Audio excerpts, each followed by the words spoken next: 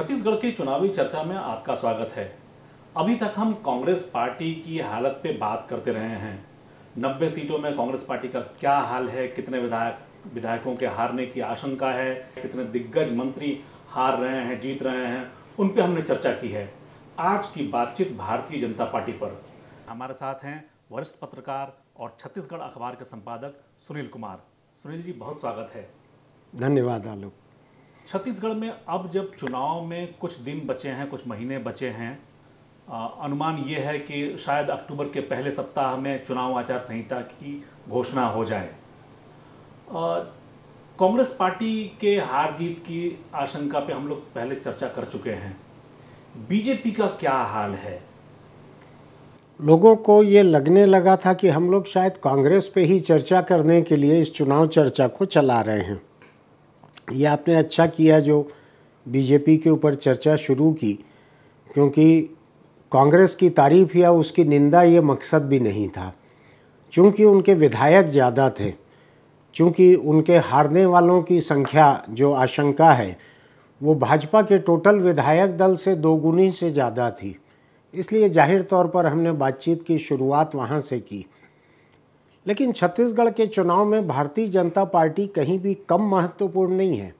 एक महत्वपूर्ण पार्टी है, सबसे बड़ी दूसरे नंबर की पार्टी है आज, जो 3 लोकसभा चुनाव, 3 विधानसभा चुनाव, 3 स्थानीय संस्थाओं के चुनाव, इन सब में लगातार सबसे बड़ी पार्टी रही।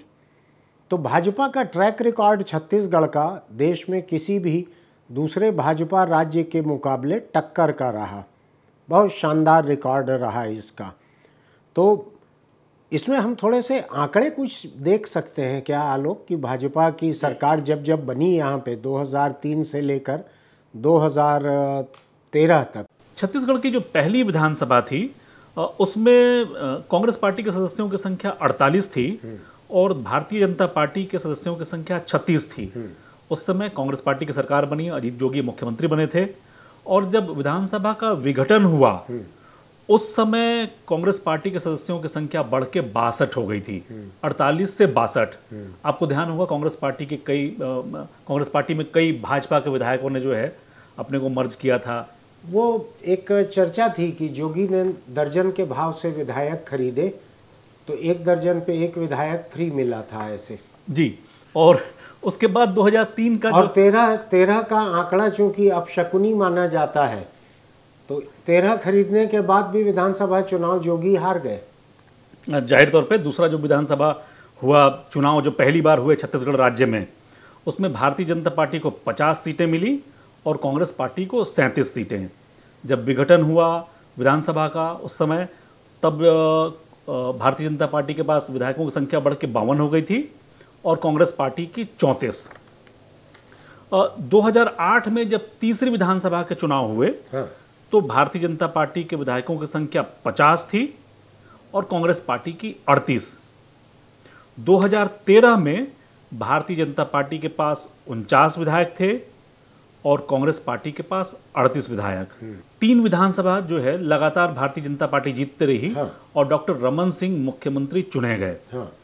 2018 में कांग्रेस पार्टी के विधायकों की संख्या 68 हो गई और भारतीय जनता पार्टी के विधायकों की संख्या 15। मैं अगर ठीक याद कर पा रहा हूं तो मेरे पास असल में ये विघटन के समय के आंकड़े हैं, तो भारतीय राष्ट्रीय कांग्रेस के 71 विधायक हैं यहाँ और जनता पार्टी के 13। 3 उपचुनाव हुए थे। इन उपचुनावों में कांग्रेस पार्टी जीत के आई थी। ये जो 5 विधानसभाओं का जो मैंने आपके पास ये जो आंकड़े रखे हैं, इन आंकड़ों के आधार पे क्या कैलकुलेट कर पाते हैं कि कांग्रेस पार्टी के मुकाबले भाजपा कहाँ रही है और अभी कहाँ है? देखिए, 2 चीज़ें हैं। कांग्रेस पार्टी छत्तीसगढ़ में अपने 2 अलग अलग दौर में रही। एक जोगी युग था यहाँ पर जी, जिसमें रायपुर से लेकर दिल्ली तक जोगी का राज्य चलते रहा लंबे समय तक, और ये माना जाता था कि जोगी कुछ भी कर सकते हैं कांग्रेस के भीतर, उनकी इतनी ताकत है, ऐसा माना जाता था। मैं बार बार एक बात दोहराना नहीं चाहता, लेकिन ऐसी चर्चा जन चर्चा रहती थी कि सोनिया गांधी तक योगी की ऐसी पहुंच है कि वो अपनी तमाम मर्जी पूरी कर सकते हैं। इसका एक सबूत भी हमारे देखने में आया। जिस वक्त 2003 के चुनाव हुए और योगी ने भाजपा के विधायकों को तोड़कर एक बागी सरकार बनाने की कोशिश की, खरीद फरोख्त तो रुपया पैसा सब कुछ काफ़ी कुछ चला। अरुण जेटली दिल्ली से आकर यहाँ उन्होंने प्रेस कॉन्फ्रेंस की थी। लेकिन योगी के बाद भी कांग्रेस का एक दौर आखिरी के 5 साल का ऐसा रहा जिसमें भूपेश बघेल मुखिया रहे और उन्होंने उस दौर में कांग्रेस को इतना मजबूत यहाँ पे किया कि आखिरी में जाके रमन सिंह की सरकार 3 कार्यकाल पूरा करके वो बुरी तरह से हारी। इतने बुरी तरह से हारी कि सारे लोगों का मनोबल टूट गया छत्तीसगढ़ में भाजपा का। पार्टी की राष्ट्रीय इकाई के सामने इतनी शर्मिंदगी छत्तीसगढ़ के भाजपा नेताओं को हुई कि ये किसी भी चीज़ के लिए मुंह खोलने की हालत में भी नहीं। 2003 पे लौटना चाहूँगा कि डॉक्टर रमन सिंह जितने शानदार तरीके से उन्होंने यहाँ पर सरकार बनाई, बहुत कम लोगों को उम्मीद थी। जोगी अपार ताकतवर दिखते थे लोगों को। और एक अंदर की बात है जो सबको मालूम भी है, दिल्ली में उस वक्त छत्तीसगढ़ से 2 मंत्री थे, रमेश बैस और डॉक्टर रमन सिंह, राज्य मंत्री।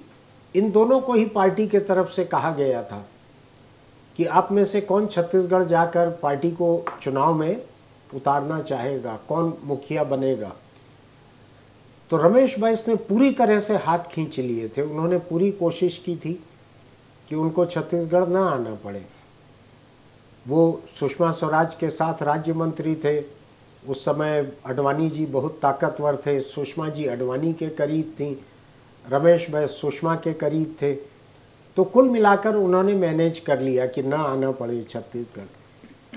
रमन सिंह सीधे सरल आदमी थे, उन्होंने कहा जैसा पार्टी का आदेश होगा। तो 2003 का चुनाव रमन सिंह की अगुवाई में यहाँ पर लड़ा गया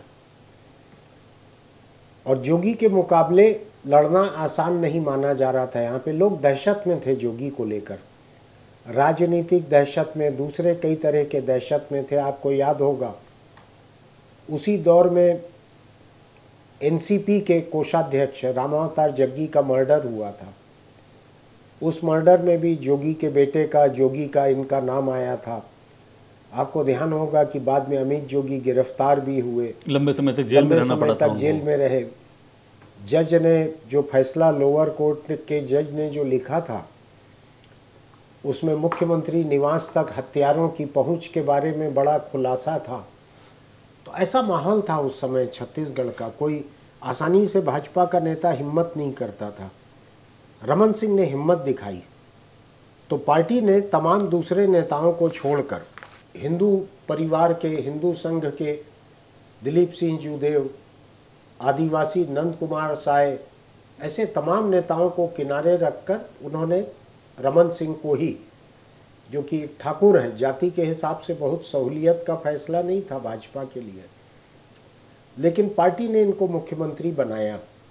अब दिलचस्प बात यहाँ से 62 विधायक थे कांग्रेस पार्टी के पास जी, और उन 62 विधायकों को पटखनी दे के 50 सीट लेकर आए थे रमन सिंह। उनके नेतृत्व में जनता पार्टी ने चुनाव लड़ा था। बिल्कुल। तो जाहिर तौर पे मुकुट तो उनके माथे पे बंधना ही था। बिल्कुल। और वो शानदार तरीके से मुख्यमंत्री बने, बड़े बड़े दिग्गज नेता।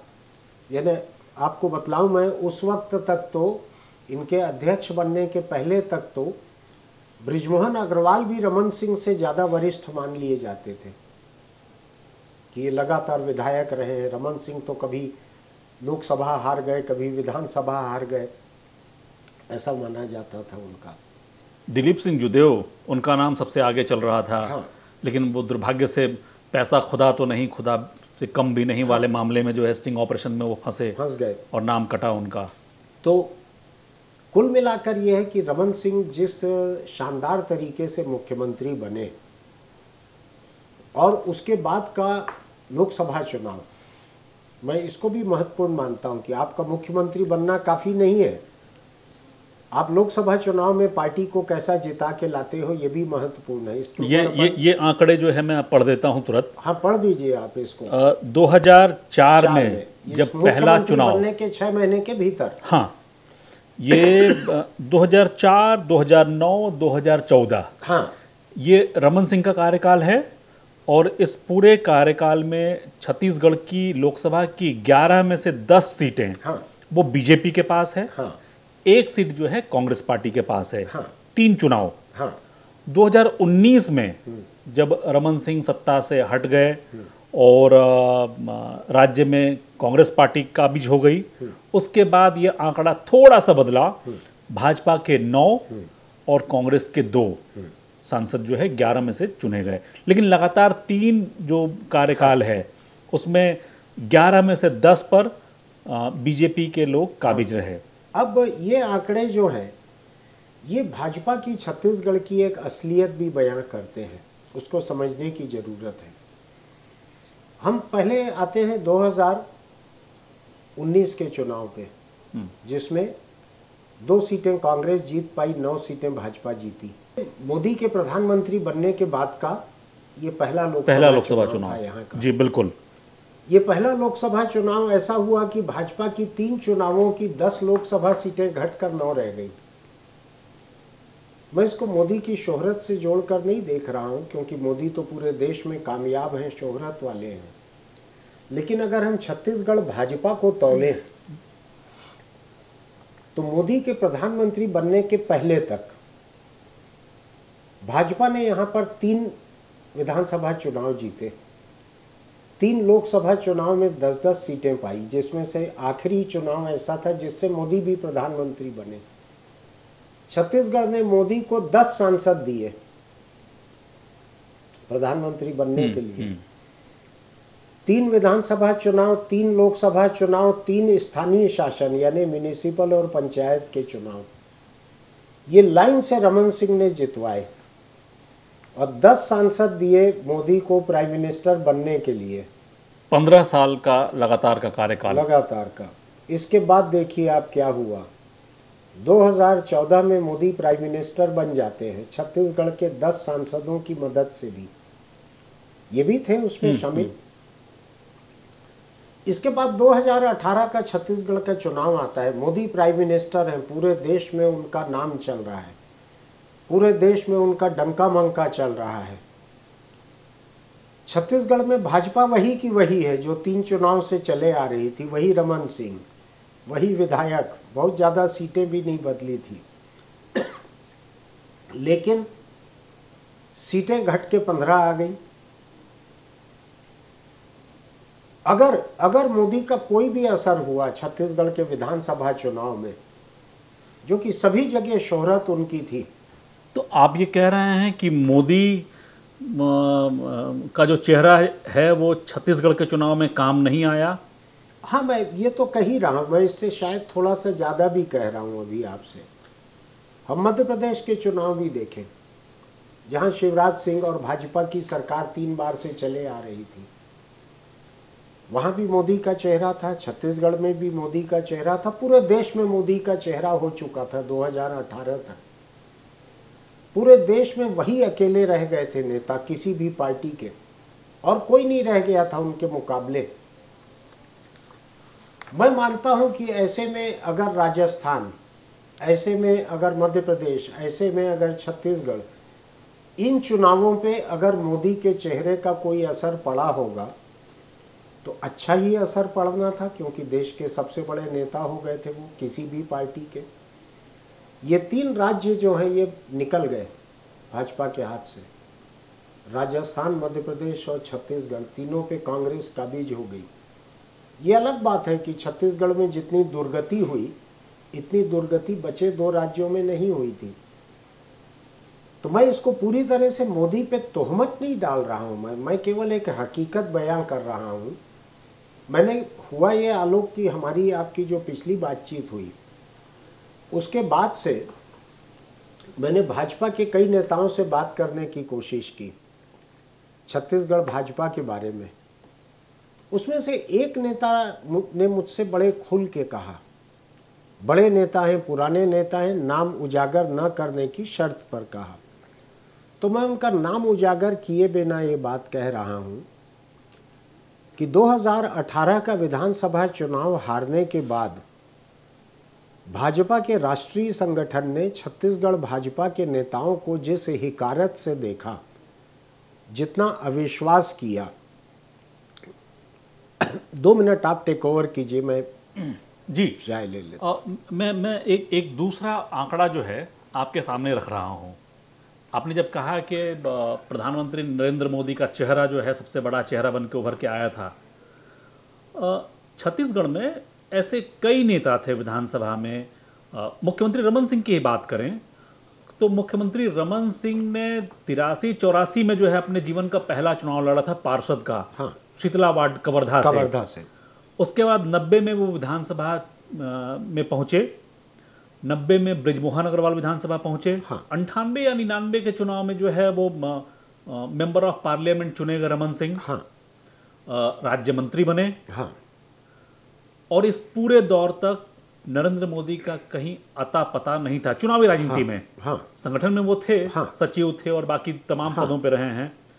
पहली बार उन्होंने अपना जीवन का पहला चुनाव 2002 में लड़ा। हाँ, मुख्यमंत्री बनने के बाद। हाँ। यानी रमन सिंह, ब्रिजमोहन अग्रवाल ऐसे नेताओं से चुनावी राजनीति के मामले में वो कम से कम 10-12-15 साल जो है पीछे रहे हैं। हाँ। अगर पार्षद के चुनाव को जोड़ लें, हाँ, तो फिर तो शायद वो आंकड़ा 20 साल का, 2 दशक के आसपास का पहुंच जाता है। हाँ। तो मोदी के मुकाबले ये तो बड़े अनुभवी नेता रहे हैं। हाँ, अनुभवी नेता रहे आलोक। और दूसरा ये है कि छत्तीसगढ़ के चुनाव में इन्होंने लगातार, देखिए, मोदी ने गुजरात में जो जीत दिलाई पार्टी को, ये लोगों का मानना है कि 2002 के दंगों के बाद जो ध्रुवीकरण वहाँ हुआ हिंदुओं का और मुस्लिमों का, उस ध्रुवीकरण में हिंदुओं को ये बात समझाई गई कि अगर मुस्लिमों से तुमको कोई महफूज रख सकता है तो वो केवल मोदी रख सकता है। एक ऐसे माहौल में लगातार वहाँ चुनाव हुए। पूरा का पूरा प्रदेश आज तक उस पोलराइजेशन से निकल नहीं पाया है और वो लगातार मोदी के बाद भी मोदी की पार्टी बीजेपी को वहाँ जिता रहा है गुजरात में। लेकिन छत्तीसगढ़ वैसे किसी पोलराइजेशन के करिश्मे से, वैसे किसी सांप्रदायिकता के सैलाब और सुनामी से मुक्त था। यहाँ लोकतांत्रिक तरीके से चुनाव होते थे। यहाँ पे कोई धार्मिक ध्रुवीकरण नहीं हुआ था। छत्तीसगढ़ में एक सामान्य लोकतांत्रिक चुनाव, फेयर एंड फ्री इलेक्शंस हुए यहाँ पे। उसमें लगातार 3 बार रमन सिंह का जीत कर आना, अपनी सरकार बनाना, ये बड़ी बात थी। ये बड़ी बात थी। और ये पहली बार ये सिलसिला कब टूटा? उनके 15 साल का कार्यकाल पूरा होने के बाद, जब मोदी देश के प्रधानमंत्री थे। छत्तीसगढ़ भाजपा के कुछ लोगों ने मुझको ये कहा कि हमारा सिर सबसे आसानी से मौजूद था घड़ा फोड़ने के लिए, हार का घड़ा फोड़ने के लिए हम सबसे आसानी से मौजूद थे और हमारे सिर पर फोड़ दिया गया। छत्तीसगढ़ भाजपा के नेताओं का ये कहना है कि हमको इस हिकारत से देखा गया कि इस पिछले 4.5 साल हम मुंह लटकाए बैठे रहते हैं स्टेज पे, डॉक्टर रमन सिंह सहित तमाम नेताओं का मॉरल जो है वो इतना डाउन रहा। रमन सिंह सहित मनोबल तोड़ दिया गया। इसका पहला सबूत रहा है जब विधानसभा चुनाव हारने के बाद में लोकसभा की बारी आई 6 महीने के भीतर, तो भाजपा ने राष्ट्रीय स्तर पर फैसला किया कि छत्तीसगढ़ में लोकसभा का उम्मीदवार ऐसे किसी व्यक्ति को नहीं बनाया जाएगा जो पहले सांसद रह चुका है या पहले लोकसभा का चुनाव लड़ चुका है या सांसद का किसी का रिश्तेदार है या किसी नेता का रिश्तेदार है। सब बदल दिया गया। जैसे कि एक एडवर्टीजमेंट में असरानी सारे बल्ब बदल डालूंगा, ऐसा पूरे के पूरे कैंडिडेट 11 कैंडिडेट नए रख दिए गए। जो सिटिंग एमपी थे उनको भी बदल दिया गया, पूरा का पूरा बदल दिया गया सब कुछ। उसके बाद 10 से 9 पे आ गए। जब मोदी का करिश्मा था, मोदी अपने शोहरत के आसमान पर थे। बिल्कुल। और मैं अभी आसमान को उनकी सीमा नहीं मान रहा हूँ, अभी अंतरिक्ष बाकी है उनके लिए, आने वाले दिन बताएंगे क्या होता है।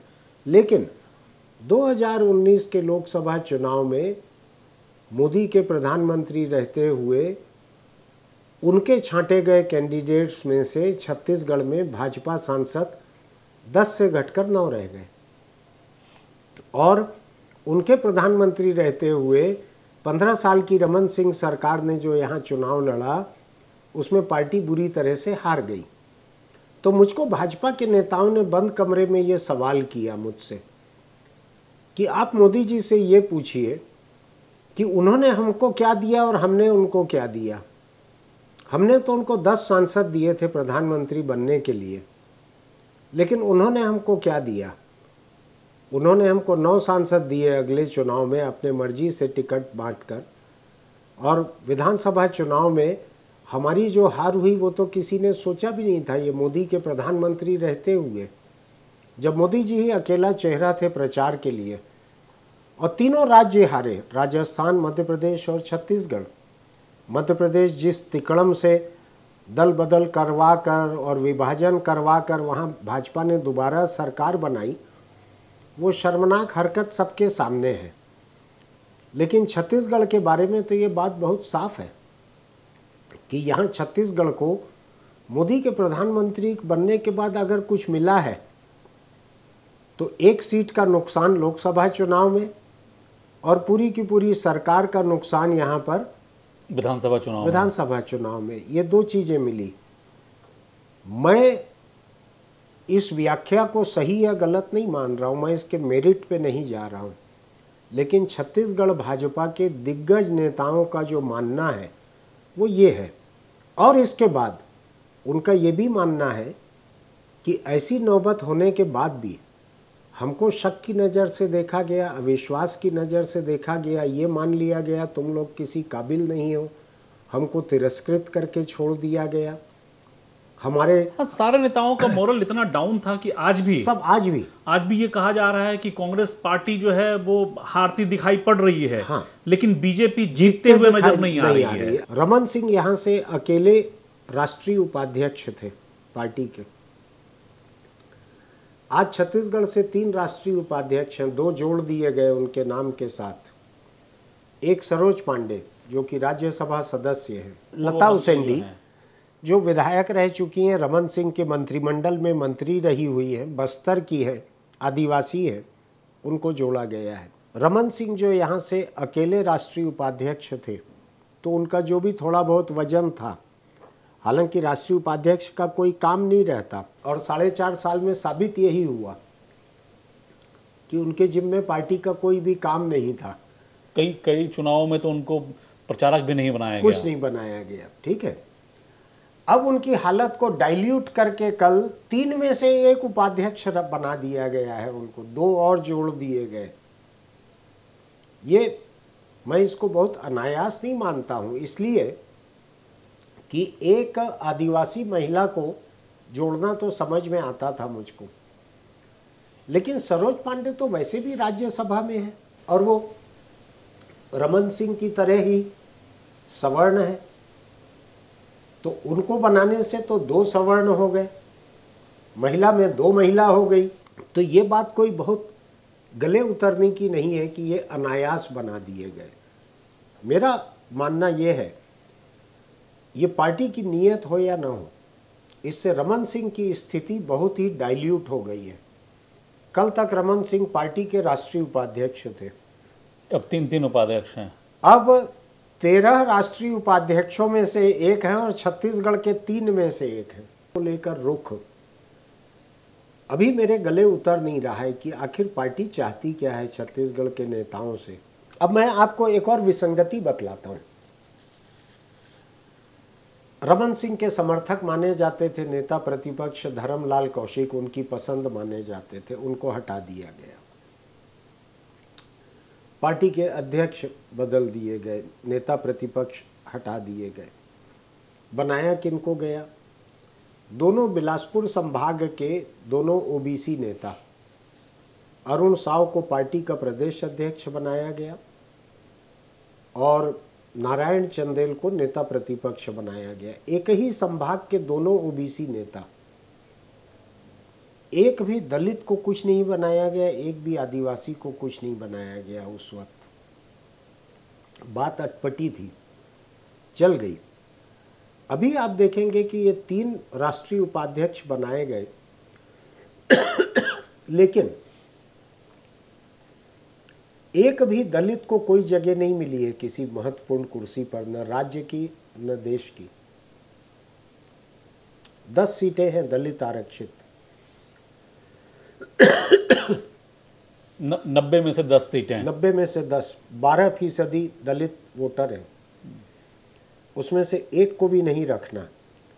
और ये खासकर उस वक्त जब आप मुस्लिमों में से 2 को राष्ट्रीय बॉडी में आप रख रहे हो, 2 मुस्लिम नेताओं को रख रहे हो, एक इंक्लूसिवनेस दिखा रहे हो आप कि हम मुसलमानों तक को रख रहे हैं। उस वक्त भी छत्तीसगढ़ के दलितों की बारी नहीं आई। तो ये छत्तीसगढ़ को लेकर भाजपा का राष्ट्रीय संगठन का नजरिया मेरे लिए कुछ पहली किस्म का है। ओबीसी वोटों पर काबिज होने की कोशिश है कि ओबीसी समाज में ये मैसेज दिया जाए कि भाई हम ओबीसी समाज के सबसे ज़्यादा खैर ख्वाह हैं, क्योंकि उनका मुकाबले में भूपेश बघेल हैं।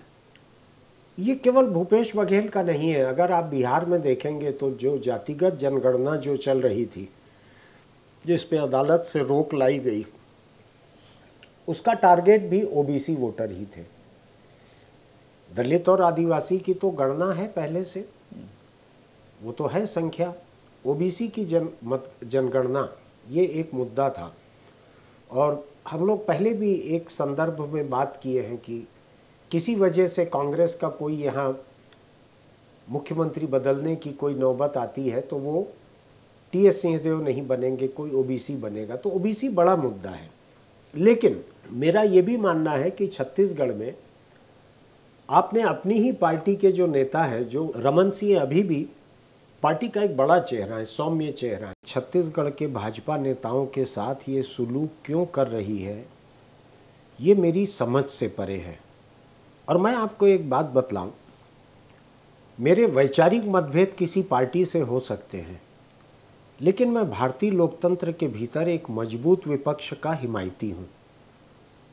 मैं अगर किसी पार्टी से वैचारिक रूप से असहमत हूं तो मैं कहीं से भी ये नहीं चाहता कि वो विपक्ष के लायक भी ना रहे।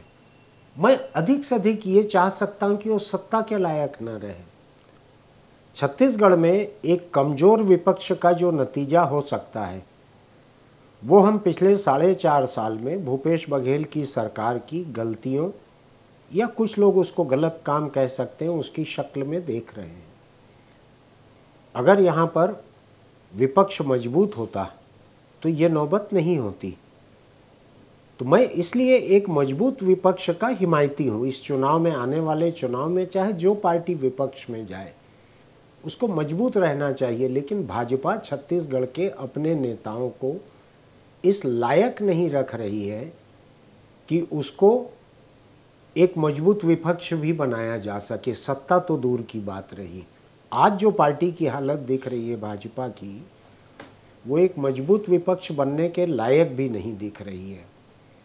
मैंने आपको कल आरएसएस के एक बड़े हिमायती, बड़े किसान जो गांव में खेती करते हैं, उनका संदेश दिखाया था। उनका कहना है कि गांव में इस सरकार के खिलाफ कोई माहौल नहीं है।